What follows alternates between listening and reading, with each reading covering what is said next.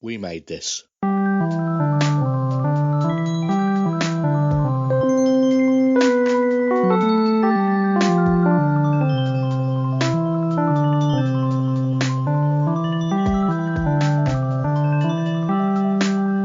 Hello and welcome to Life's Milestones, the podcast on the We Made This podcast network about birth and naming ceremonies, weddings and relationships and funerals and death. My name is Mark Adams and I am your host. I am a Humanist Celebrant. That means that I am accredited and insured by Humanists UK to write and present humanist ceremonies, including naming ceremonies, weddings and funerals, amongst other types of ceremony. Every fortnight I have a different guest and I ask them the questions about their life's milestones. This week I've got a fascinating guest for you. His name is Manoj Kumar Singh and he is the host of the Dil Se Manoj podcast, which you can find on all of your favourite podcast sites, including this one, wherever you are currently listening. Manoj is a very interesting man. I put out a specific request for people of faith over Facebook groups for podcasters, and Manoj got in touch telling me he was a Hindu and he wanted to come on the show. So I'm really pleased that worked and I got someone from a different faith to come and talk to me. But beyond his faith, Manoj is a very fascinating man. He's from India. We recorded over Skype, so he was in India and I was in Manchester, England. And that does mean in some parts the audio isn't as great as I would like or up to the normal standards that you might expect. However, I do believe that Manoj's interview is one of the most interesting I've ever done. So please bear with the sound quality and I promise you it is worth it. Before we go into the conversation with Manoj, I just wanted to say thank you to everybody that has listened to Life's Milestones in 2020. This is the last episode of the year and it's going to be going out just before Christmas. Let's be honest, 2020 has been a bit of a crap year. Life's Milestones was never supposed to be something that I recorded over Skype. It was always supposed to be a more intimate conversation face to face with people either in my living room, their living room, or, just travelling around the country going to see people and connect with them and talk about these intimate things. But that wasn't meant to be because we had everything to do with COVID-19, the restrictions, the lockdowns and everything else, and I've made do.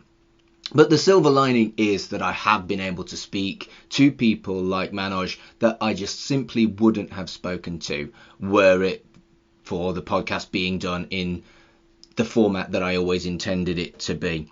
And he's such a lovely man who celebrates similarities, not differences. And I got such a strong feeling of empathy and understanding with Manoj that it doesn't matter what you believe as long as you are kind and have empathy, and who doesn't agree with that from whatever faith you may or may not have. So Manoj is a massive silver lining to the unfortunate year that has been 2020, because I would never have spoken to him otherwise. It would have always been people I knew over a cup of tea. So it's fascinating the way that the podcast has developed because of COVID-19 and 2020's lockdowns and situations. But that's enough of me chatting. What I'm going to do is I'm going to hand over to the interview that I did with Manoj Kumar Singh. With me at this time is Manoj Kumar Singh. Hello, Manoj. Yeah, hello, Mark. Welcome to Life's Milestones and thank you for coming on. Definitely, it's lovely to be here with you. So you are a Indian podcaster. Your podcast Dil Se Manoj is about well-being and meditation and stuff like that. Do you want to tell us a little bit about what brought you to podcasting? Yeah, see, for that, I need to first introduce myself to you and our listeners. See, I'm, as you said, Manoj Kumar Singh, and my background is I'm master's in biotechnology, and I'm having an experience of research. And at the same time, I've been involved into skill development sector. And I am also social activist for rights of people with rare diseases. Right. As the name suggests, rare diseases. These diseases are rare in our society, and very few people are aware of it. And because of that issues, there are social, financial, and even mental stress to the people who are suffering from rare diseases and their families. So somehow you need to actually, because I'm also from the community, right? If you have heard of the rare bleeding disorder, hemophilia, Yes. me myself am a hemophilic, and my two brothers are also hemophilic. So our family has gone through various issues and problems, and I'm actually blessed that I was able to complete my education. And at the same time, I can talk about my problems. I can raise my voice. So it is important because when you come from a section where people are unable to know about their diseases, and at the same time they are not able to talk about it, we are totally dependent on doctors and the system for our healthcare.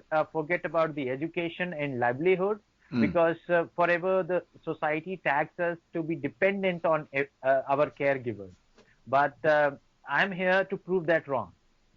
Right? Given the right environment, we can contribute to the society and to our nation building.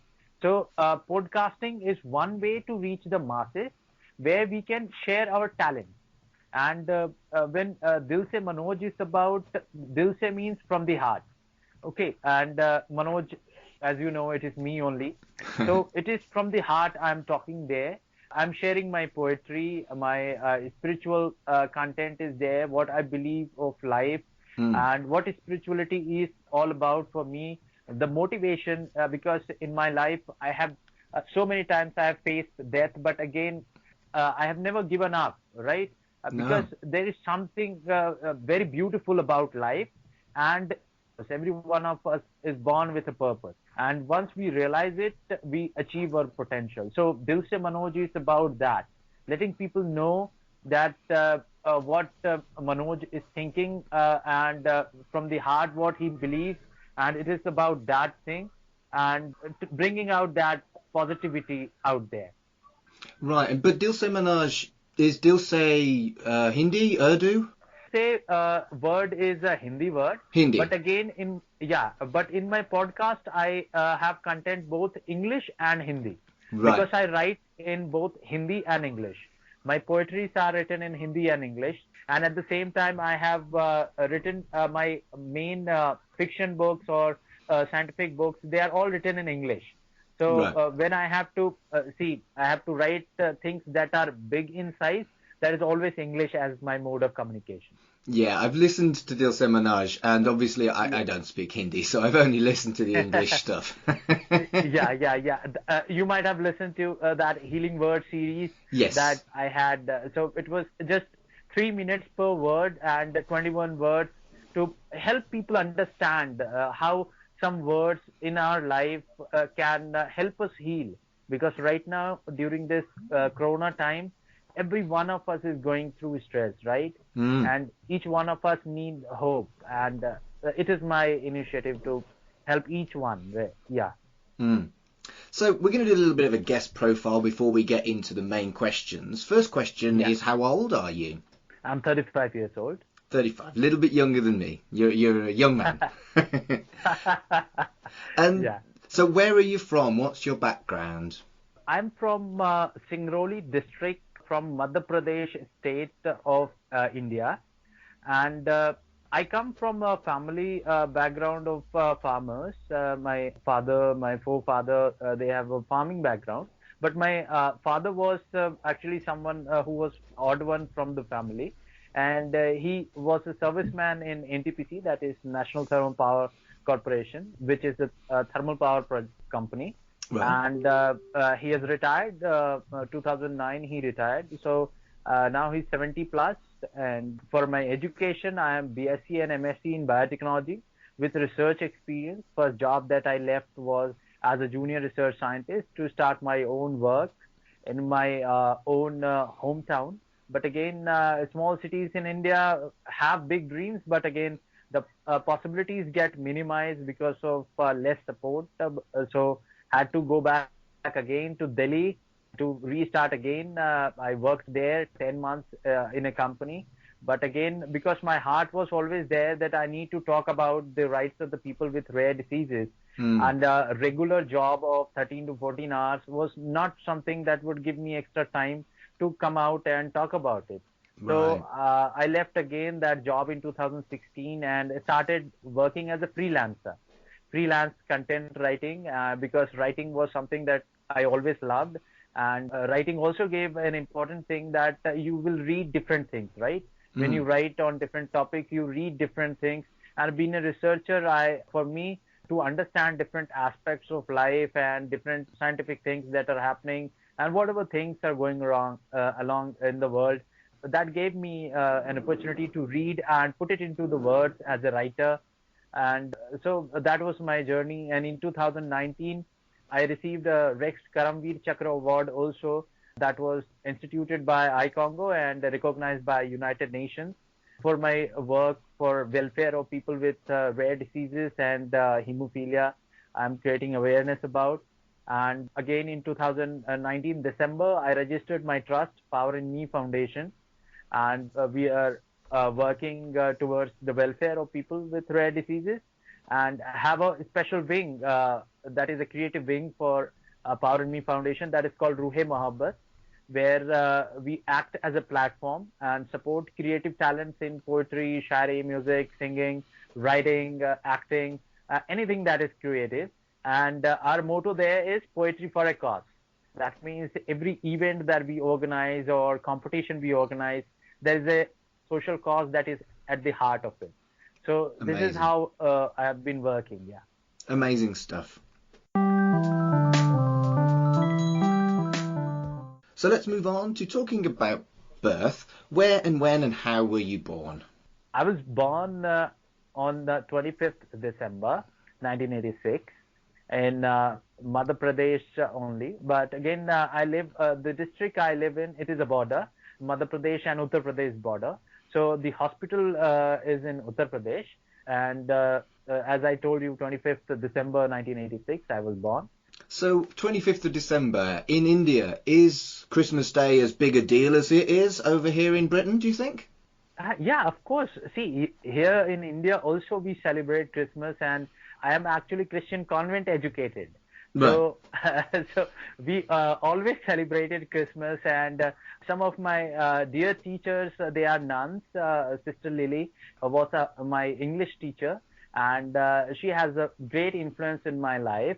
And Christmas is always something very special for me, and we do celebrate. And I always loved those Christmas carols and Silent Night and Holy Night. I always loved them. And when I actually watch some of the movies, Hallmark's Christmas movies are some of my favorite movies that I love to watch. Do you have the problem that a lot of people have if they're born on Christmas Day? They only get like one present. They don't get like separate birthday presents and Christmas presents.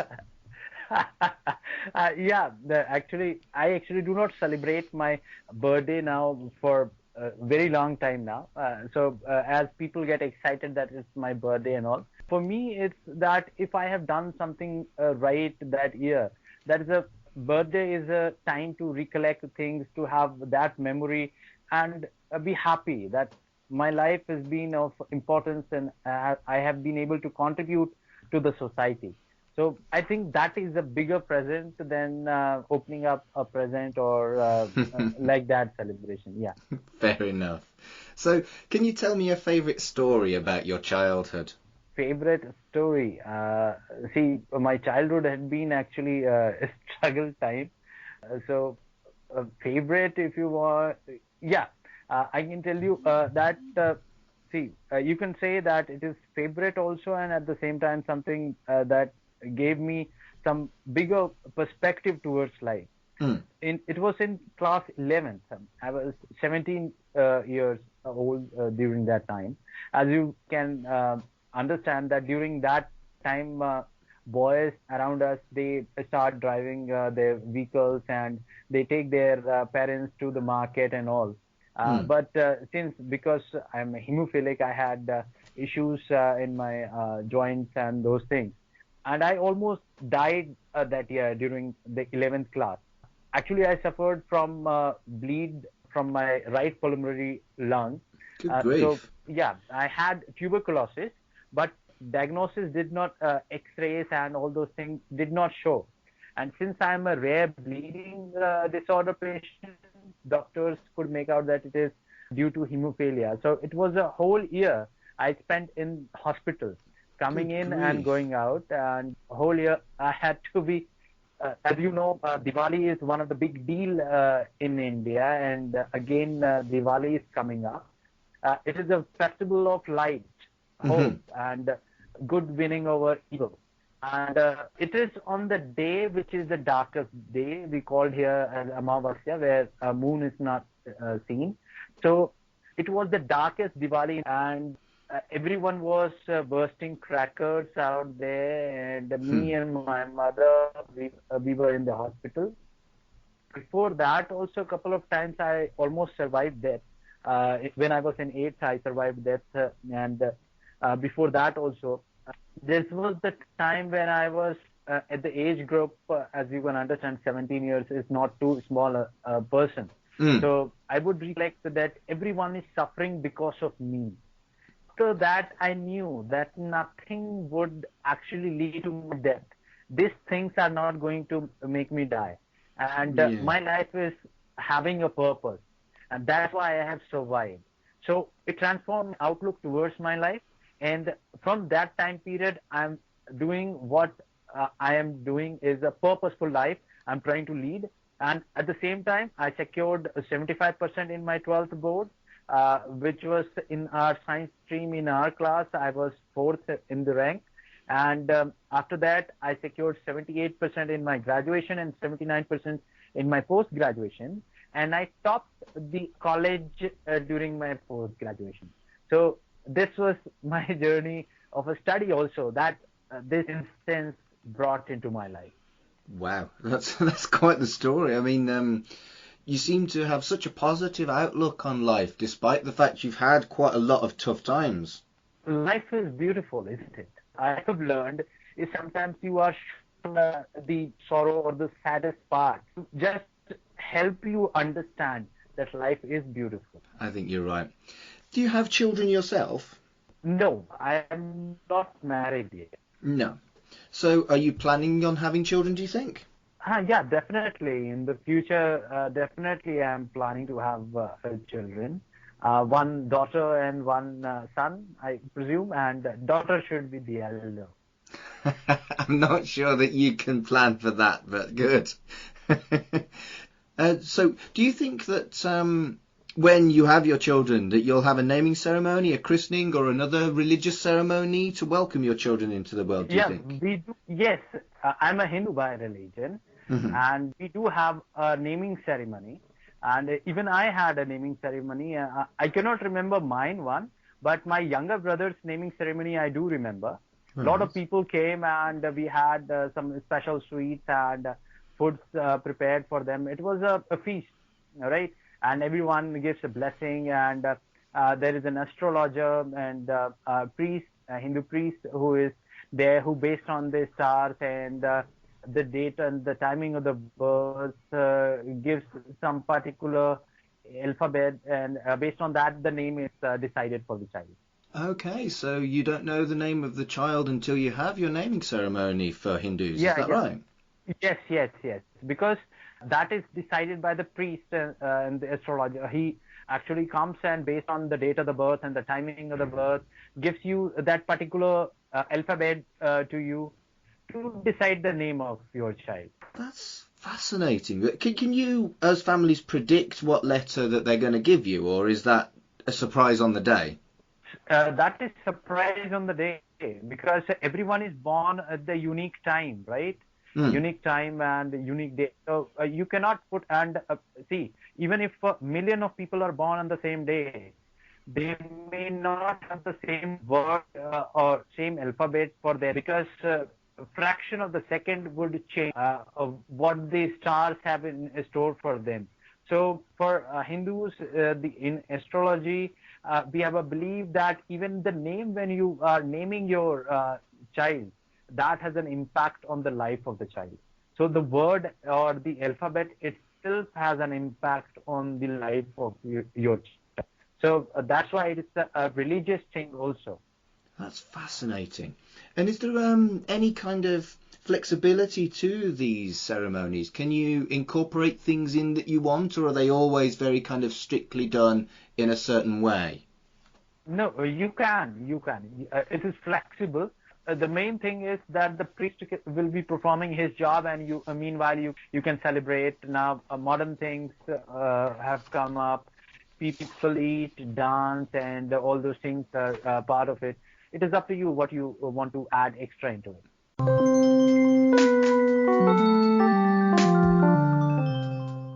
Next up is our section on weddings, and the first question on that is, are you married? No, I'm not married yet. Okay, so do you want to get married? Is that something you want in your future?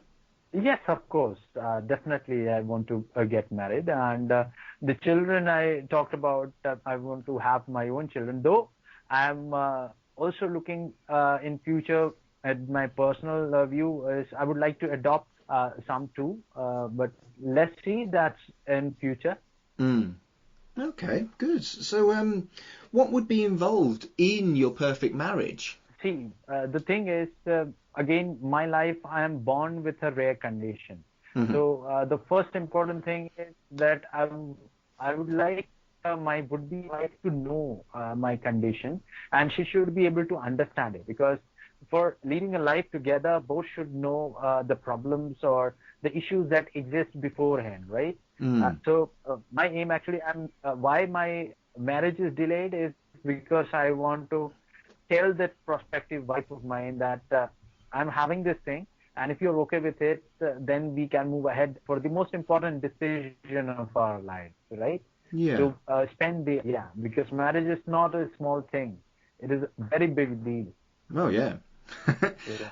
What about the wedding itself? Is there any elements that you would like to have on your wedding day that would make the day special to you? See, for me, the most special thing would be the wife who understands me, and she will be the most important thing and the most beautiful thing that I can ever have. And I don't expect anything else. The ceremony could be small or bigger. That would be decided again later on because it is mutual, right? So Yes. just one person's imagination. For me, simplicity also is okay. And if she wants something else to be included, that would be included. Yeah, that's a good way to look at it, I think. And so maybe you don't know this yet. Do you know? In fact, I don't even know whether this is a big deal in India. In England and Britain, the first dance at the reception is quite an important thing. Everyone remembers the song and things like that. Do you have that tradition in India? Yeah, now the generation that we are into, actually, this is a big deal. Even the marriage ceremony, we have multiple stages into the marriage. So first is the ring ceremony, and then there is a mehndi ceremony. I don't know whether you are aware of it. That is there, and the haldi ceremony, that is turmeric is applied to both the groom and the bride also. There are multiple stages to marriages in India, and Hindu Right. marriages are stage by stage. And probably what I can figure out today is that is basically to help both the parties, both the families, to understand each other. And Mm. through those ceremonies and those activities, we are able to understand each other.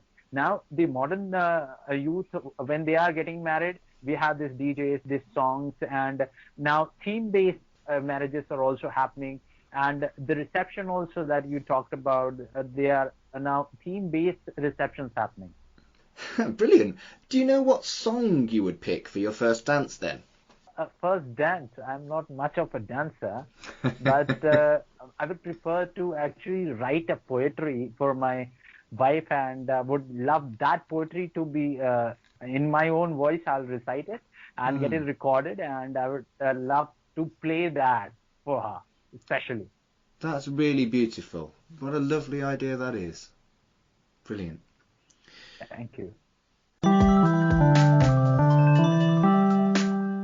So we're now going to move on to the section about death. And the first question is the big one. Are you scared of death? No. Now, when I have so many incidences with death, I'm not scared of death.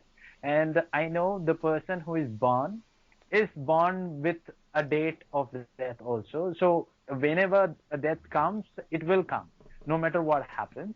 So I'm not scared of that. Have you ever experienced the death of a loved one? Yeah, I did. My younger brother, he was 8 months old, and I saw him die. Actually, again, as I told you, we are hemophilic, right? Mm-hmm. So he was 8 months old, so he cannot speak. He started crying, and during the night, my parents took him to the hospital, and by the day, they brought his body. So that was the incident where I saw the person I loved. I loved my younger brother. Mm-hmm. Though I was also very young, but again, I still remember the day. Though I did not cry. I don't know why I did not cry, and still I do not cry. But that was something that I will never forget. No, I mean, And how old were you? I was about 8 years old. Right, yeah, It, that'll leave it, a very, very vivid memory, I think. That must have been very yeah. difficult for you. Yeah, it's see, the thing is that whenever I used to come back from school, he was there sitting and smiling, and I was, let's say, I was tired in school. I would put my head into his lap, and with his uh, very gentle hands, he would clap on me, and he would love me, and that would de-stress, right? That was Mm, that is what you feel, and I still remember those things. yeah, that's, thank you so much for sharing that with me. So we're going to talk about your funeral now. Do you want to be buried or cremated? Actually, I'm a Hindu, so we will be actually burned. In Hindus, we are burned. Right. So there's no real discussion on that. That's so I think it's the same for Muslims, isn't it? They have to be buried. Yeah, yeah, Yeah. yeah. They have to be buried, and we are burned. But again, there are a lot of rituals. Just before you are burned and after you are burned, there are rituals, prayers done, and the ashes are then again have to be put into the river, holy river, and some prayers are to be done to actually, because you see, once you die, you are an ancestor, right? We Mhm. have this belief of ancestral, right? So to bring peace to the spirits, those rituals are performed. So our younger ones, or let's say son, is performing the rituals, or whosoever would be the male in the family, if the family doesn't have the son, the any close nearby male would be performing these rituals to bring peace to the spirit that has left the world. Right. Okay. Fascinating. So, do you have readings at Hindu funerals? And if you do, is the one that you would like read at your funeral? No, we don't have any readings as in Christians they have. Uh, as I told you, we have these rituals, right? Hmm. But again, here it's like, let's say, a celebration type. Yeah. Rituals are done, and we invite people, close one or the relatives in the family, and we have a 13 days rituals, and each day ritual is done, the prayers are done, and people eat. They whosoever attends it, they eat and they bless that the soul may rest in peace, and that is how the thing 13 days rituals go about.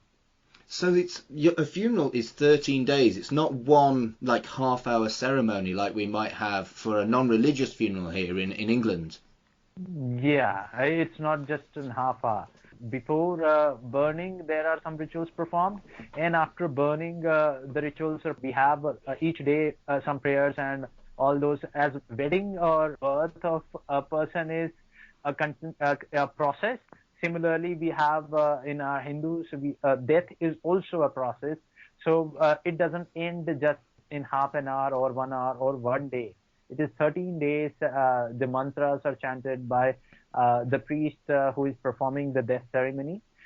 So they carry out those things, and in the end, if you are aware of dakshina, dakshina is something that is given to the priest who is performing it.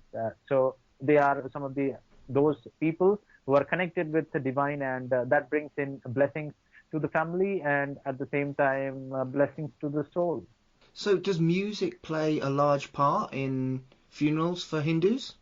No, we don't have music in funeral.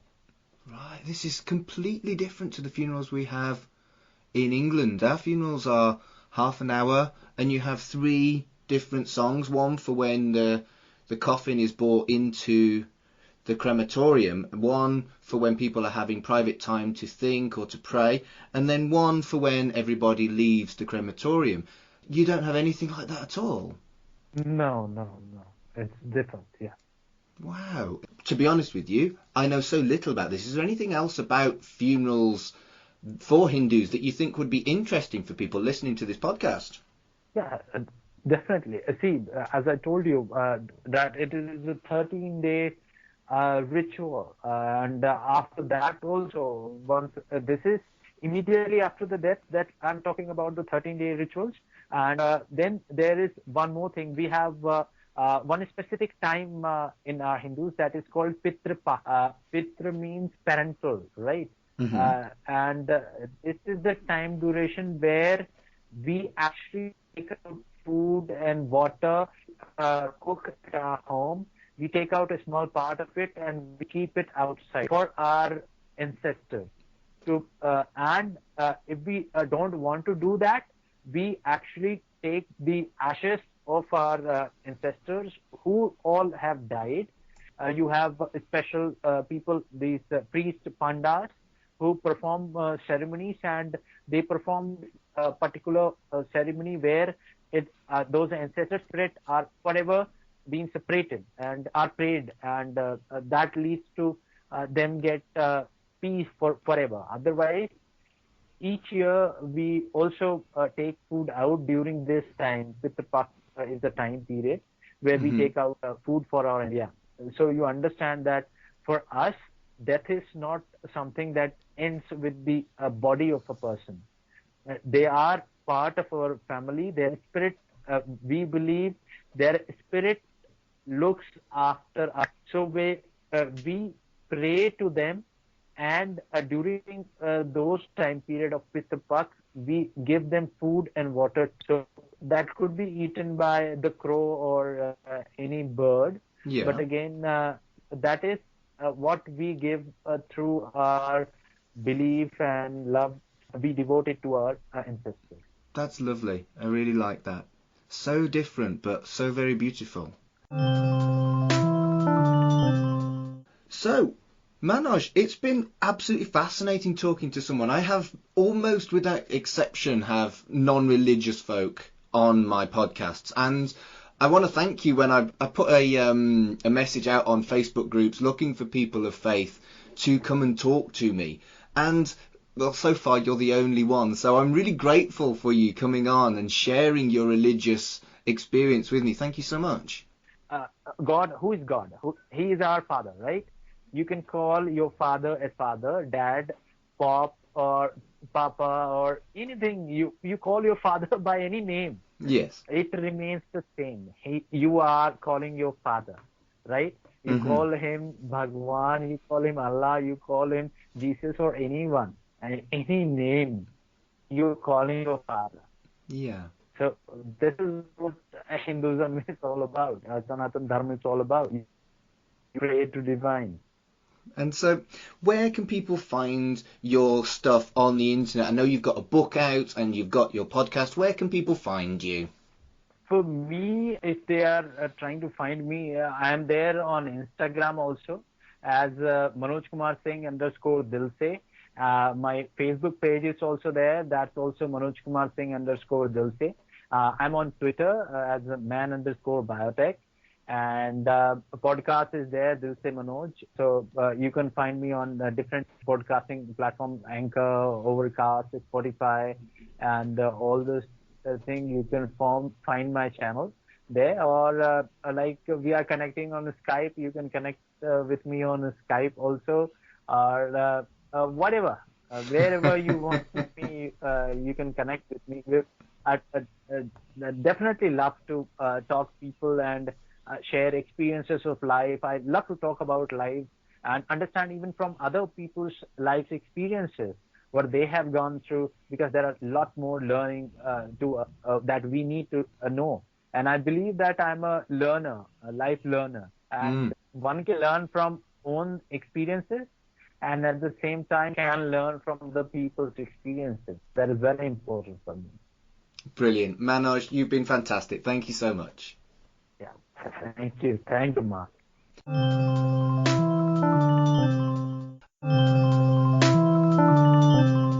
Life's Milestones is a podcast on the We Made This podcast network.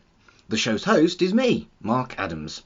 You can find me on Twitter and Instagram at MarkAdamsHC.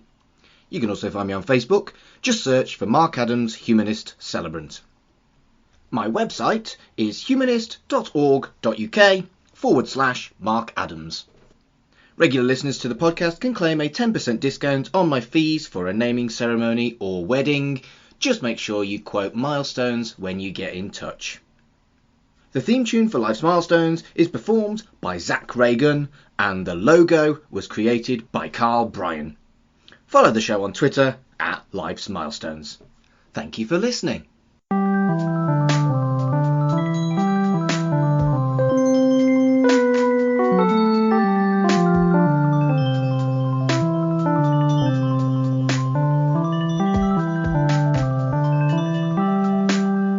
I think if everyone was the same, we'd live in a very boring world. Definitely. That's why everything is created, though innate, when we call about genetic makeup or the DNA makeup, everything is created same. That only 0.1% was created different to give you that different look. So that is what is the beauty of nature also. That she is connecting us together 99.9% and yet giving us our individuality and uniqueness in that 0.1%. I couldn't agree more. I'd just like to say one more thank you to Manoj for coming on to my podcast. We didn't know each other before he did, but I feel like I've got to know someone from a different country that I would never have reached out to were it not for doing podcasting. And that is brilliant. And I do feel like we both left the call with greater understanding of each other and our different belief systems. Do check out Dil Se Manoj, which is Manoj's podcast. Some of it is in Hindi, so if you don't speak Hindi, you might want to skip over those ones, but he's got some brilliant stuff in English as well. He's also got a book which you can get through Amazon, and that's called Power in Me by Manoj Kumar Singh. As I said earlier, 2020 has been a crap year for everybody, but for me, I feel like having to postpone so many weddings and the cancellations of some of my naming ceremonies, that doing this podcast has kept me in touch with what I am, what I do, and why I love it. So I want to say thank you to everybody that has listened in since March and enjoyed this podcast, because I still feel like I'm doing something good. I still feel like I'm doing my job when all my weddings are postponed till next year, you know?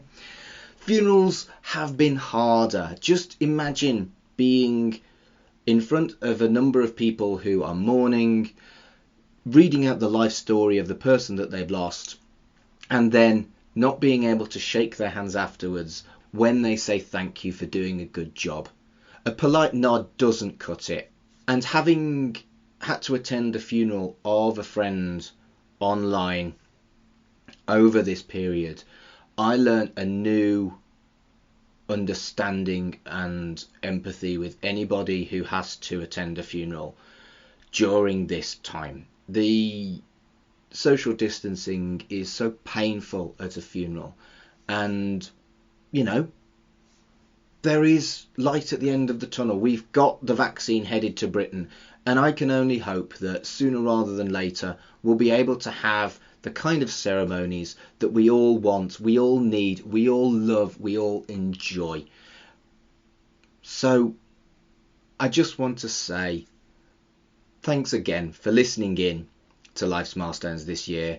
I've got some brilliant guests planned for next year. I'm not going anywhere, but I am hoping that I'll be doing a few more ceremonies in 2021. And that is all I've got to say to you, other than season's greetings and best wishes for a happy and prosperous new year. And I will see you in 2021 for more Life's Milestones. Life's Milestones is a podcast on the We Made This podcast network. The show's host is me, Mark Adams. You can find me on Twitter and Instagram at MarkAdamsHC. You can also find me on Facebook. Just search for Mark Adams Humanist Celebrant.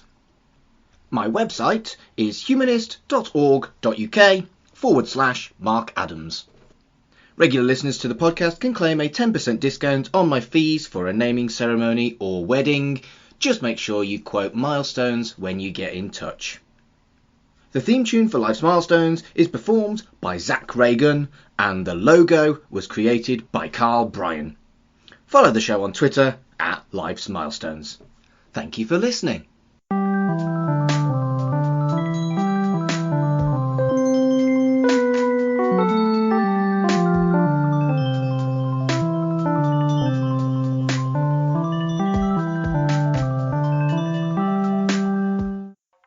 Elsewhere on We Made This. Shipwrecked and Comatose, a Red Dwarf podcast. I actually thought Shaken Back was like a dated reference until I went into a pound shop about 6 months ago. I've got some Shaken Back in my cupboard.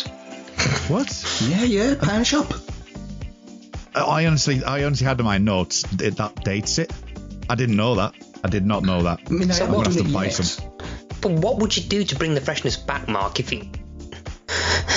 Well, that's the thing, I haven't done it yet, but I believe that if I do the Shaken Back, I'll put the freshness back.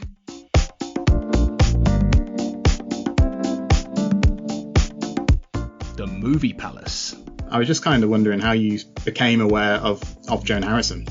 I'm someone who is as intrigued as anybody by Alfred Hitchcock. I've certainly read everything I could get my hands on about Hitchcock and seen a lot of his movies. So I would put myself in that camp as being someone who really is a Hitchcock connoisseur.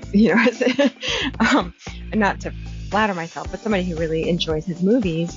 But I began to see that there's so many women that have influenced his career.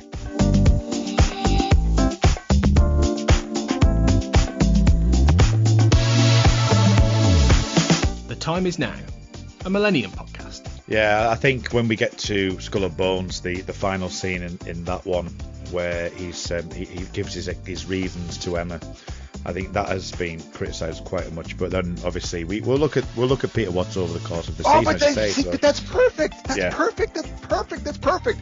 Yeah. Because I mean, how many times that's what people in his position say. Yeah. It's like, oh, you hate me and you think I'm doing bad, but when the food runs out, who are you going to blame? That goes back to 3 Days of the Condor, right? Yeah. Check out all of these shows and more on the We Made This podcast network.